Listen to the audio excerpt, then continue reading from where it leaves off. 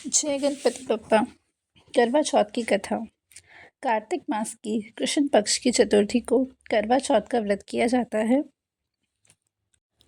यह स्त्रियों का मुख्य त्यौहार होता है। सुहागन स्त्रियां अपने पति के दीर्घायु के लिए यह व्रत करती हैं। विधान: एक पट्टे पर जल से भरा लोटा एवं एक करवे में गेहूं भरकर रखते हैं। दीवार पर या कागज पर चंद्रमा, उसके नीचे शिव तथा कार्तिकेय की चित्रावली बनाकर पूजा की जाती है। इस दिन निर्जल व्रत किया जाता है। चंद्रमा को देखकर अर्घ्य देते हैं और फिर भोजन करते हैं। तथा एक साहूकार के 7 लड़के और एक लड़की थी। सेठानी के साथ उसकी बहुओं ने और बेटे ने करवा चौथ का व्रत रखा। रात्रि को साहूकार के लड़के भोजन करने लगे तो उन्होंने अपनी बहन से भोजन के लिए कहा। इस पर बहन ने उत्तर दिया, भाई अभी चांद नहीं निकला है, उसके निकलने पर अर्घ्य देकर भोजन करूंगी।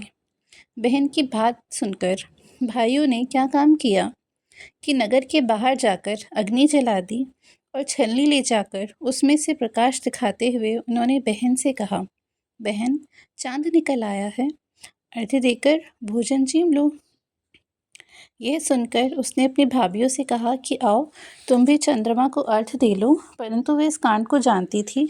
उन्होंने कहा, बहन जी अभी चांद नहीं निकला है, तेरे भाई तेरे से धोखा करते हुए अग्नि का प्रकाश छलनी से दिखा रहे हैं। भाभीयों की बात अनसुनी कर उसने ध्यान नहीं दिया और भाइयों द्वारा दिखाए गए प्रकाश को ही अर्घ्य देकर भोजन कर लिया। इस पर व्रत भंग करने से गणेश जी उस पर अप्रसन्न हो गए। इसके बाद उसका पति सख्त बीमार हो गया और जो कुछ भी घर में था सब कुछ उसकी बीमारी में लग गया। जब उसे अपने किए हुए दोषों का पता लगा तो उसने पश्चाताप किया।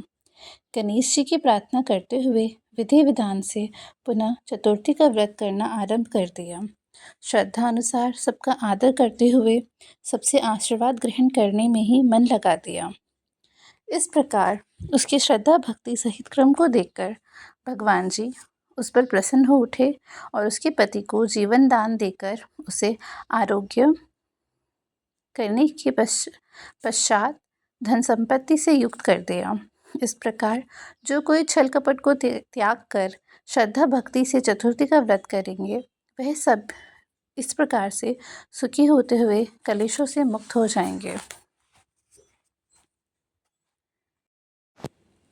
गणेश जी विनायक जी की कहानी। एक अंधी बुढ़िया थी जिसका एक लड़का और लड़की की बहू थी। वह बहुत गरीब थी। वह अंधी बुढ़िया नित्य प्रतिदिन गणेश जी की पूजा किया करती थी। गणेश जी साक्षात सन्मुख आकर कहते हैं कि बुढ़िया माई जो चाहे तो मांग ले। बुढ़िया कहती, मुझे मांगना नहीं आता, सो क्या मांगू और कैसे मांगू। तब गणेश जी बोले, अपनी बहू बेटे से पूछकर मांग ले। तब बुढ़िया अपने पुत्र और पुत्रवधू से पूछने लगी तो बेटा बोला, धन मांग ले। बहू ने कहा, पोता मांग ले। तो बुढ़िया ने सोचा, बेटा और बहू तो अपने अपने मतलब की बात कर रहे हैं।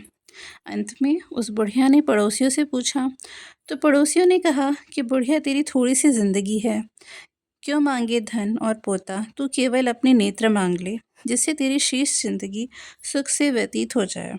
उस बुढ़िया ने बहू और बेटे तथा पड़ोसी की बात सुनकर घर में आकर सोचा, जिससे बेटा बहू मेरा सबका भला हो वह मांग लेती हूँ और अपने मतलब की चीज़ भी मांग लेती हूँ। जब दूसरे दिन गणेश जी आए तो बोले, बुढ़िया माँ बोल क्या मांगती है, हमारा वचन है जो तू मांगेगी सो ही पाएगी।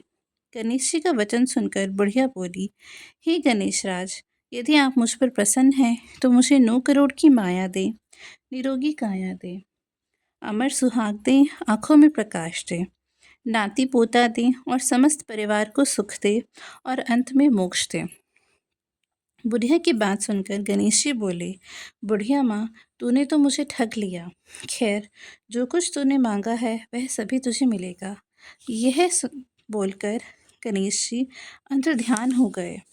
हे गणेश जी, जैसे बुढ़िया माँ की मांगे अनुसार करवा आपने चौथ सब का कुछ दिया। उजमन उजमन करने भी के सब लिए कुछ एक देना थाली में और 13 हमको जगह देने की चार कृपा चार करना। पूड़ी और थोड़ा सा सीरा रख लें। उसके ऊपर एक साड़ी, ब्लाउज और रुपये चाहे जितने रख लें। उस थाली में चारों ओर रोली चावल से हाथ फेर कर अपनी सासू माँ के पैर लगाकर उनको दे दें। उसके बाद 13 ब्राह्मणों को भोजन कराएं, दक्षिणा देकर तथा बिंदी लगाकर उनको विदा करें।